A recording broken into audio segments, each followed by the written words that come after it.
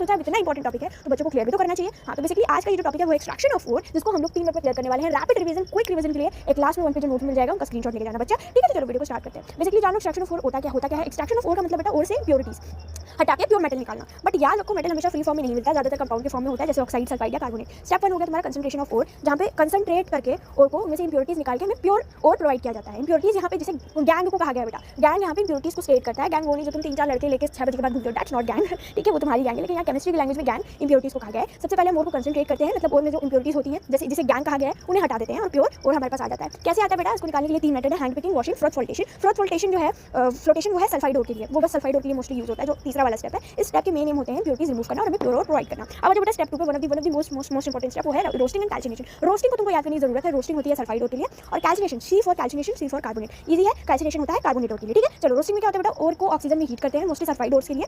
Sulphide ओर जो होता है वो हट के फिर ऑक्साइड बन जाता है, सल्फाइड से ऑक्साइड में कन्वर्ट हो जाता है। कैल्सिनेशन में क्या होता है बेटा, ओर को लिमिटेड एयर या एकदम ना के बराबर एयर, मतलब या तो थोड़ी सी एयर या तो एकदम ना के बराबर एयर, उसमें जो है उसको निकाला जाता है, उसको प्यूरिफाई किया जाता है। मोस्टली कार्बोनेट ओर के लिए ये किया जाता है, और कार्बोनेट जो है वो छड़ के फिर ऑक्साइड बन जाता है। क्या होता है कैल्सिनेशन में बच्चा, ऑक्साइड बन जाता है, कार्बोनेट और ऑक्साइड बन जाता है। रोस्टिंग में क्या होता है, सल्फाइड और ऑक्साइड बन जाता है। तो याद रखना, roasting for sulphide and calcination for carbonate. दोनों का मेन पर्पस क्या होता है बेटा, मेटल ऑक्साइड बनाना। ठीक है, यही होता है मेन पर्पस, जो तुम्हारा सेकंड स्टेप है रोस्टिंग एंड कैल्सिनेशन का, उसका यही एक मेन पर्पस है कि वो कन्वर्ट होकर ऑक्साइड, मेटल ऑक्साइड बन जाता है। स्टेप 3 क्या है बेटा, रिडक्शन। रिडक्शन मेन स्टेप है। अब यहाँ पे क्या होता है बेसिकली, तुम्हें प्योर मेटल मिल जाता है रिफाइनिंग वगैरह करने के बाद। अब आता है most important step, which is reduction. यहाँ से एक्चुअल मेटल जो है वो निकलता है। मेटल ऑक्साइड को किसी रिड्यूसिंग एजेंट के साथ हीट कराते हैं, जैसे कार्बन मोनोऑक्साइड या कभी इलेक्ट्रिसिटी के थ्रू। ठीक है, जैसे Zn+C का करा दिया तो Zn+CO में रिलीज हुआ, सिंपल वर्ड में ऑक्सीजन रिमूव होती है और मेटल मिल जाता है। ये सीधा साफ समझो कि ऑक्सीजन हट जाता है और हमें मेटल मिल जाता है। जिंक में से हटा दिया और हमें मिल गया प्योर जिंक। ठीक, तो यहाँ पे आ जाओ स्टेप 4 पे। चैप्टर 4 बोलूँ, मेरा दिमाग काम नहीं कर रहा है सॉरी बच्चों। स्टेप 4 पे क्या होता है बेटा, रिफाइनिंग ऑफ मेटल होता है। इसमें बेसिकली लास्ट स्टेप होता है ये रिफाइनिंग का। जो मेटल हमें मिल चुका होता है वो 100% प्योर नहीं होता है, इसीलिए इसे प्योर बनाया जाता है चौथे स्टेप में, which is refining. Refining based diagram बेटा मैं बहुत बड़ी मैं बता चुकी हूँ, मैंने उस बार भी बताया था जब मैं इस चैप्टर को